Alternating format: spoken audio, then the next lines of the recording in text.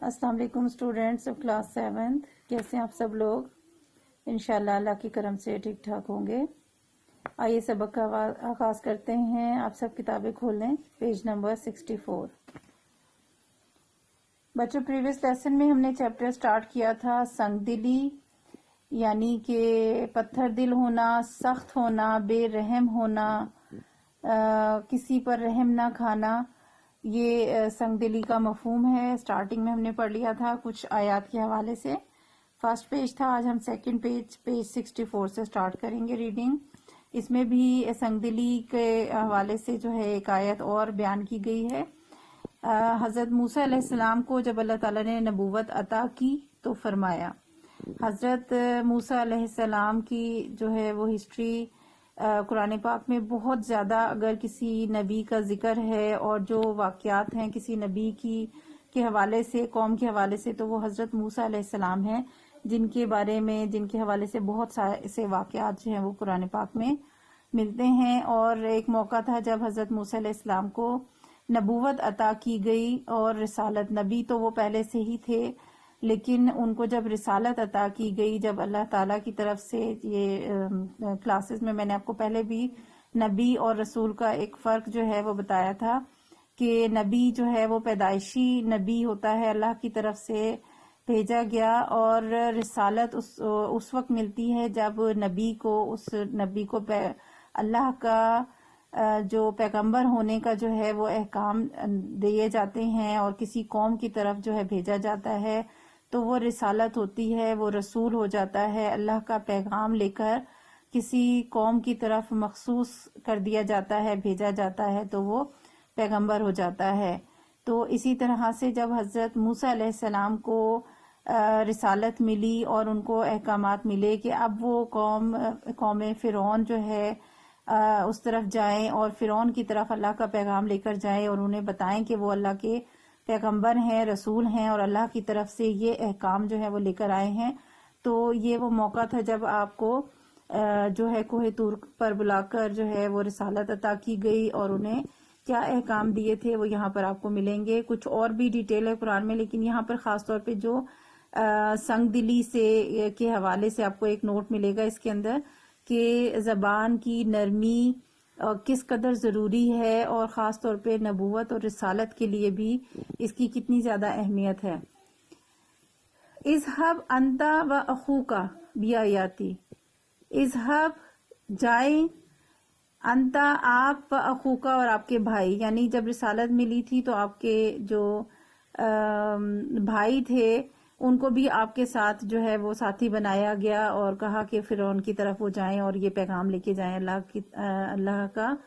اذهب انت و اخوک بیااتی، میری آیات کے ساتھ، یعنی میری جو نشانیاں ہیں جو میں دے رہا ہوں، اور خاص طور پہ حضرت موسیٰ علیہ السلام کو جو نشانیاں دی گئی تھیں وہ معجزات تھے 3 جو انہیں دیے گئے تھے اس وقت، کہ وہ جا کر فرعون کے سامنے جو ہے وہ اللہ کا احکام پہنچائیں، اور جب وہ ان سے ظاہر ہے کہ وہ بحث مباحثہ کریں گے، تکرار کریں گے، تو پھر اللہ کی وہ نشانیاں، وہ جو معجزات دیے گئے تھے وہ اس کے سامنے جو ہے وہ پیش کیے جائیں گے۔ اذهب انت و اخوک بیااتی، آپ جاؤ، آپ اور آپ کے بھائی میری نشانیاں لے کر، ولا تنیا فی ذکری، اور میرے ذکر سے جو ہے وہ سستی نہ برتنا، میرے یاد میں سستی مت کرنا، یعنی کہ اللہ کا ذکر جو ہے وہ مسلسل کرتے رہنا ہے۔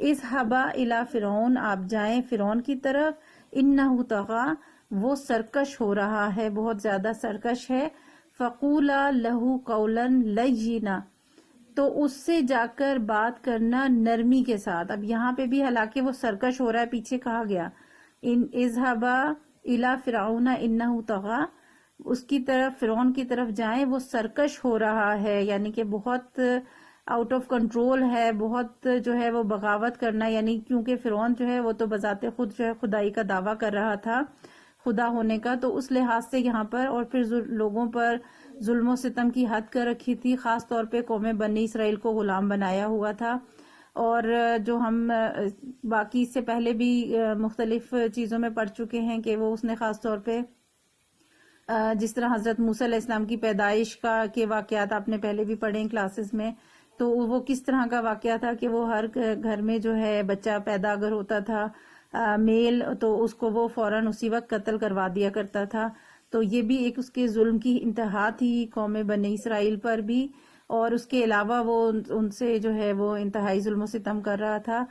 تو اس کے بارے میں یہاں کہا گیا کہ وہ سرکش ہو رہا ہے, لیکن کیا ابتدا میں کیا کہا, فَقُولَا لَهُ قَوْلًا لَيِّنًا, تو اس سے بات کرنا نرمی کے ساتھ. لَعَلَّهُ يَتَذَكَّرُ, شاید کہ وہ نصیحت کو قبول کر لے, یعنی اس کو جب آپ بتاؤ گے اللہ کا پیغام پہنچاؤ گے تو شاید وہ جو ہے نصیحت کو مان لے, او یکشا, یا پھر ڈر جائے. یعنی جب اللہ کا پیغام سنے تو یا تو وہ اس نصیحت کو مان لے گا, ہو سکتا ہے ایمان لے آئے, اور نہیں تو کم از کم وہ خوف کھائے گا, ڈرے گا. تو یہاں پر آپ یہ دیکھیں کہ اس سرکش سے بھی بات کرنے کے لیے شروع میں یہی کہا جا رہا ہے کہ اس سے بات کرنا لینا, نرمی کے ساتھ.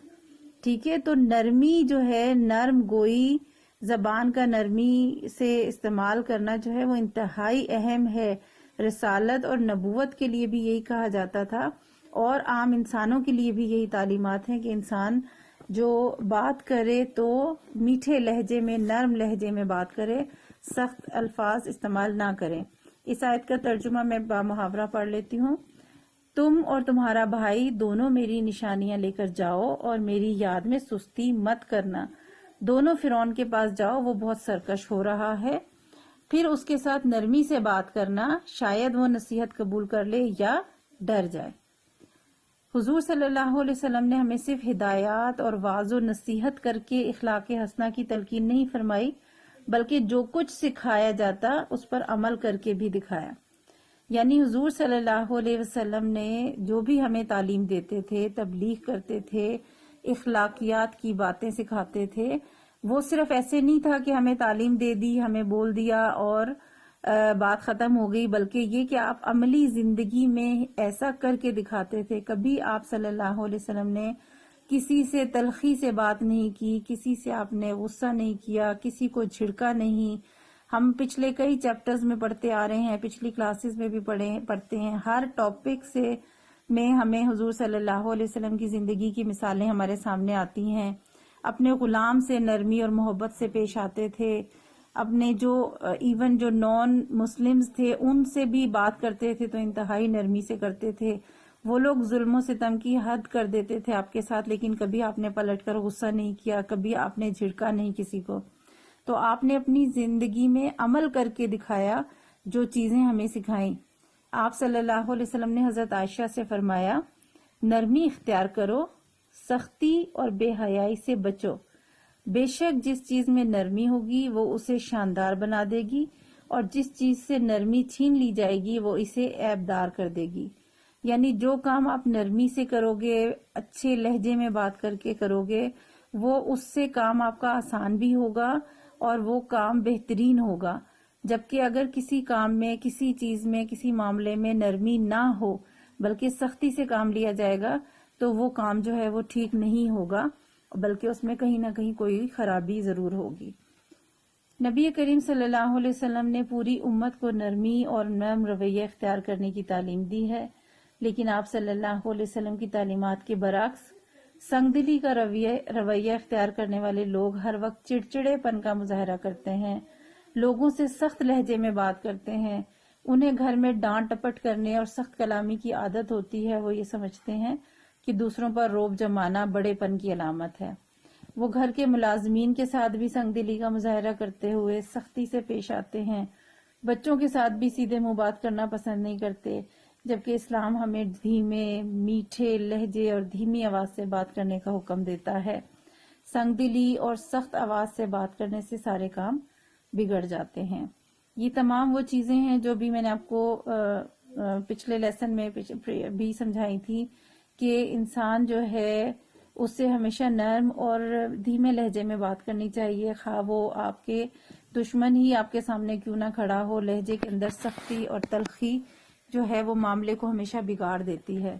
آپ صلی اللہ علیہ وسلم نے پوری امت کو نرم رویہ اختیار کرنے کی تعلیم دی, اور وہ لوگ جو سختی کا مظاہرہ کرتے ہیں, چڑچڑے پن کا مظاہرہ کرتے ہیں, تلخ لہجے میں بات کرتے ہیں, اپنے گھر والوں کے ساتھ بھی تلخی سے بات کرتے ہیں، گھر کے ملازمین سے بھی ڈانٹ ڈپٹ کرتے رہتے ہیں، لیکن اس سے کیا ہوتا ہے کہ لوگ آپ کو پسند نہیں کرتے. زیادہ تر لوگ آپ سے دور دور رہنا پسند کرتے ہیں، دور سے ہی دیکھ کر بھاگنے کی کوشش کریں گے. تو ایسے حالات میں جو ہے وہ معاملات اچھے ہونے کے بجائے خراب ہو جاتے ہیں. یہاں تک کے لیے ریڈنگ آج کی کافی ہے. اس سے ریلیٹڈ ٹاپک سے ریلیٹڈ کوشچن ایکسرسائز میں دیکھتے ہیں. پریویس لیسن میں کوشچن نمبر 1 کیا تھا سنگ دلی کا مفہوم. نیکسٹ کوشچن ہے سنگ دلی کے بارے میں پیارے نبی صلی اللہ علیہ وسلم نے ہمیں کیا بتایا ہے. پیج 64 پر ابھی ہم نے پڑھا ہے حضور صلی اللہ علیہ وسلم نے ہمیں صرف ہدایات، یہاں سے شروع کریں گے اور نیکسٹ جو پیراگراف جہاں ختم ہو رہا ہے کر دے گی، یہاں تک ہم لکھیں گے. کوشچن نمبر 2 کا آنسر ہے اور آج کے ٹاپک میں یہی آپ نے لکھنا ہے. نیکسٹ جو ہے وہ ٹاپک چھوٹا سا ہے لیکن وہ خاصا لمبا ہو جائے گا آنسر، لہٰذا وہ میں نیکسٹ لیسن میں کرواؤں گی. یہاں پر آپ کے لیے اتنا کافی ہے. اللہ حافظ.